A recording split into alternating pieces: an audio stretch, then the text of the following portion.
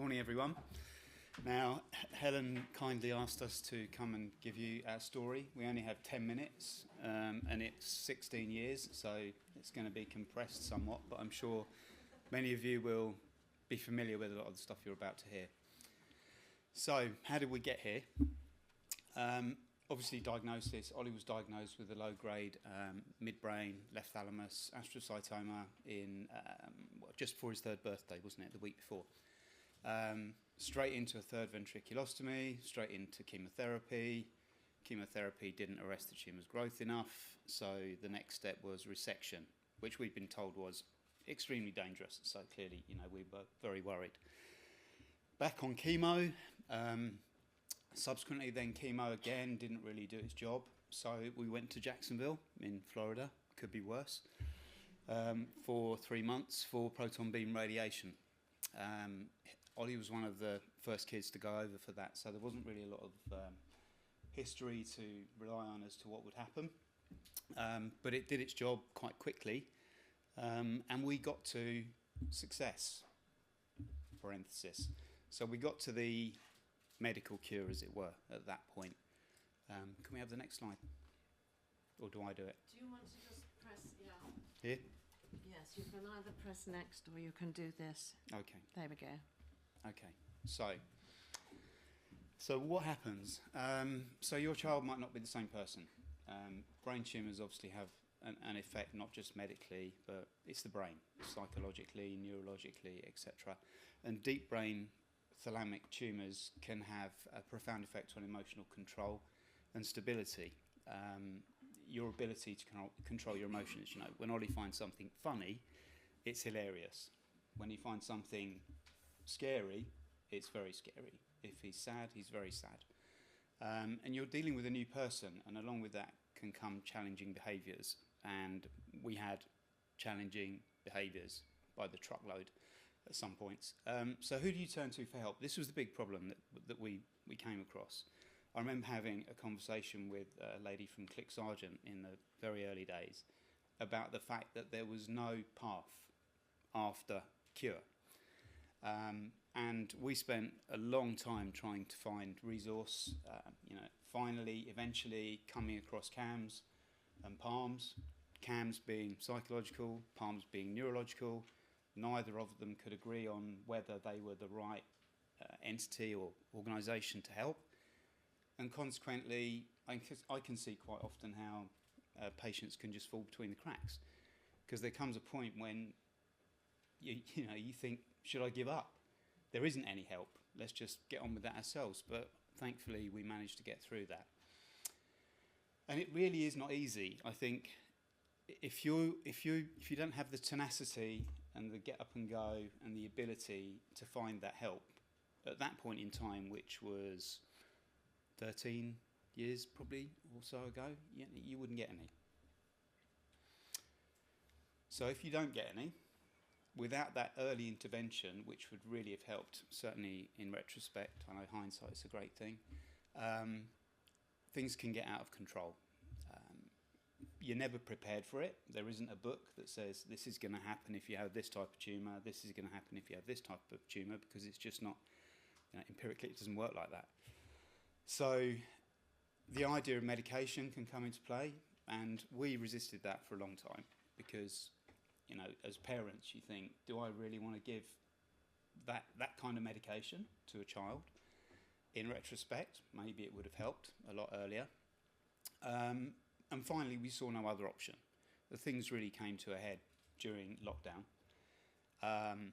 And a lot of stuff happened. Ollie had a massive explosion, implosion, whichever way you want to look at it, a bit of both. But finally, after years and years and years, we got to be accepted by neuropharmacology. And Ollie saw a guy, we'll talk about that a little bit more shortly, at Stevenage, Dr. Olivier, and it did turn things around. It takes a while, but what it does is it takes the anxiety away. It takes the edge off the anxiety, and therefore you don't then get to the neurological problem, which is if you can't control the anxiety, then your neurological issues mean you're out of control. So there are still blips, bumps in the road, but we all have that. Even if you don't have a brain tumour, you have blips and bumps in the road. But it definitely bridged the gap between the gap that CAMS and PALMS were unable to fill, as it covered the neurological and psychological components of the condition at the same time. And we were lucky to get that. So what would have made a difference to us on this journey? I think if I really kind of start that as at the medical cure point. So being informed of the longer term effects that we might likely come across. We were in a meeting with Helen when some of that became obvious, and we'd never been told, there might be a lack of self-worth, anxiety, the why me question, and all of that stuff is kind of cooped up until one day it's all too much. But no one informed us, and I'm sure many of you have been through the same journey. We didn't know what to expect. We didn't have guidance on who to contact, how to contact them, what was available, and how to deal with the likely consequences of that condition. And I think educating us as parents in advance on the specific effects of a deep midbrain thalamic tumour and what the possible consequences were would have been really valuable, and would probably maybe have meant that we could avoid some of the events, some of the effects of what happened. And there are costs to that as well, which kind of leads into how do we get to a point where we're not wasting money on stuff that we shouldn't be wasting money on if we took action earlier. So education, what was realistic? As parents, you hope for the best, and you hope that mainstream is going to be good, and that you don't have to find alternatives. And those alternatives quite often they're not a mix. They're either special schools for people with physical disabilities, or special schools for people with psychological, neurological learning difficulties. And finding somewhere where the two marry up is not easy. So, those are the kind of things that would have made a difference to us. And what's missing? So guidance, support on the transition from medical cure to life after the cure. A flexible approach in treating the problem. They're all different. I don't need to tell you guys that. But every condition is not the same in many respects. So you need a flexible approach. And I think it also, the delineation between adult and non-adult or child is a strange thing. And we found that when Ollie became 18 and he transitioned, there was no immediate transition. It was almost like he's 17 years and 364 days old, and tomorrow there's no problem. It just should be an automatic transition. When during lockdown, when we had to call the police because the alternatives that we were given were go to A&E during COVID, no, or call the police because they have a psychiatric triage service on call 24 hours. Well, it turns out when the police turned up that it's no good unless you're an adult. So let's leave it in another couple of years. Let's let the problem get worse, and then we can help you. Great. So yeah, that clear direction where the condition has both neurological and psychological components is a difficult one. It would be good to have a support framework to make it straightforward for parents to access those services. I think those are the things that are missing. So over to Ollie. So I think we haven't rehearsed this very much, okay? We haven't had a lot of time, but I think the first thing is your experience of your right side and the fact that you only have your left. How's that? Go closer to the mic. Here you are, darling. In my opinion, it's very hard because I was originally right-handed before, and for me to stop becoming right-handed and for me to become left-handed was very difficult. But as we all know, it's what you've got to do, and for me it was It was hard, but in the end, I got there. It's everyday things, though, isn't it? Everyday things. Brushing your teeth, tying your laces. Brushing my teeth, tying my shoelaces, making my own lunch was very, very hard for me, and just Shaving, now you're a man. shaving is still really hard for me. So I have to get either my mum or my dad to do it for me because I just can't do it in case I cut myself, which I have done in the past.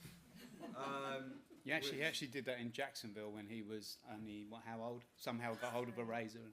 Anyway, we've got a picture of that. And then there's the school stuff. So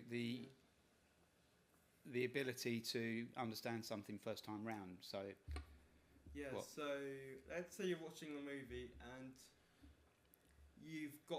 and let's say you're like my dad and you see a movie once and then you think, alright, I need to watch it maybe again. The second time you're like, alright, I've got it. For me, I need to watch it over a lot more than twice, because if I watch it more than twice, I'm thinking I don't get what's happening in the film.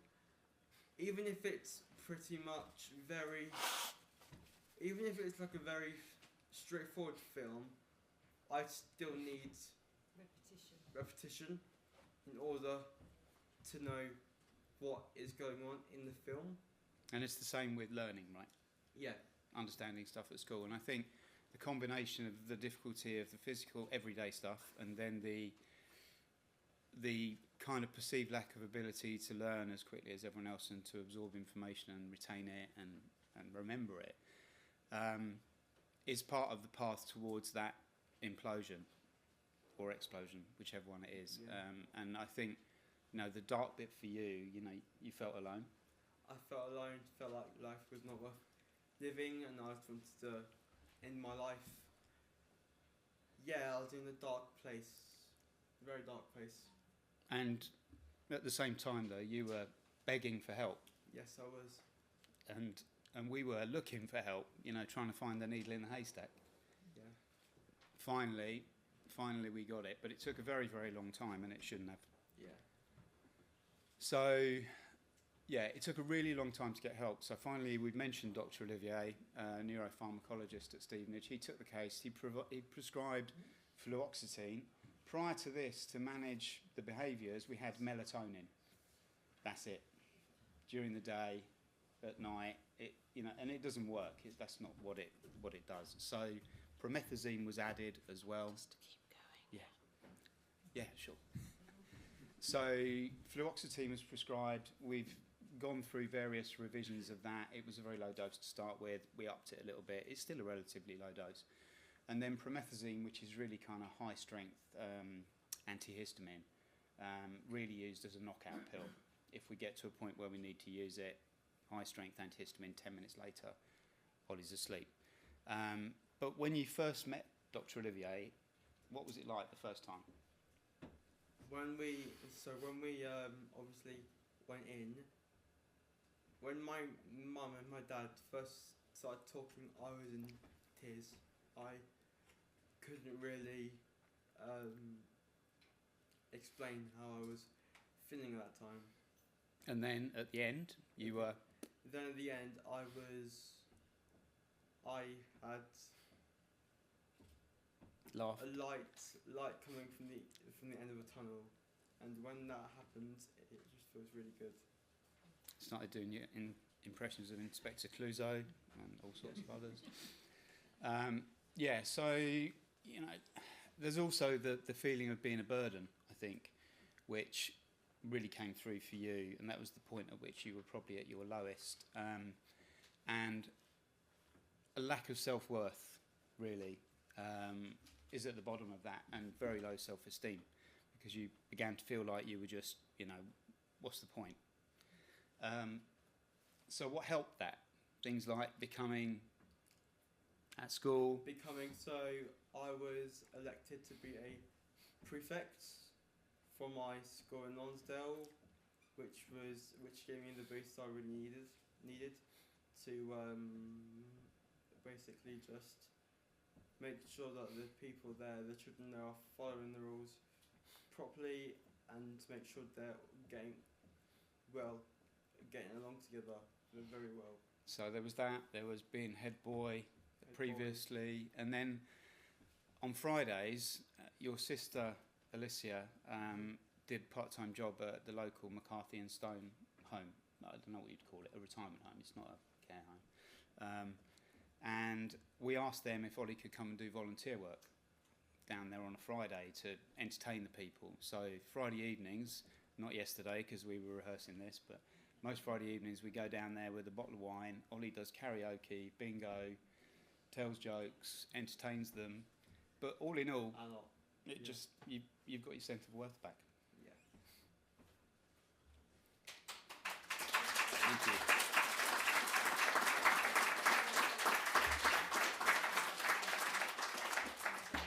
Okay. Nigel, Are we out we're of time? running a little over time. Sure. Yes. Do you want to take? Shall we take questions, or is there something you just want to say quickly? No. I think Yeah? there's more to it.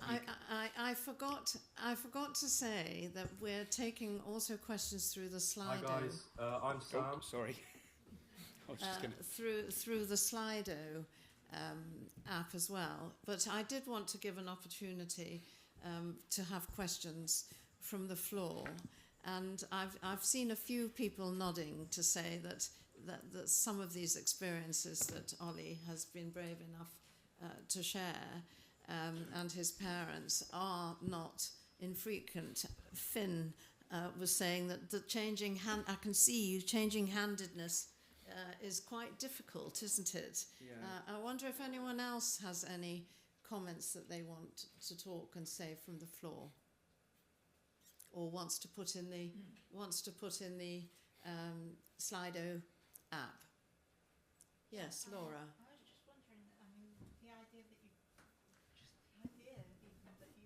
were made prefect and then head boy is amazing. I was just wondering wondering, how did the school treat you, the other kids, you know, were they acceptable to you or accepting? In primary school, he had some difficulties, but then when he moved to secondary school, he moved to a special school, and that was very different, and he was the right setting for him. All right, they didn't treat you differently. Interestingly, there's still bullying by kids with disability bully kids with disability. Yeah, they just Happens. accepted. That's amazing. I wish kids like that had been in my high school. I had to be taken out the last 2 years because I was being bullied. You're very lucky that that wasn't happening to you. I'd say bullying is not a really nice thing to do, but I think in life everyone's just going to get bullied, and I just think it's the way you basically take it in. But like you said, it's not fun at all. I'm wondering if anyone else has experience of medication, because two things I think I picked up when Ollie and his family have talked to me is what's helped as you grow up. Things change when you become an adult.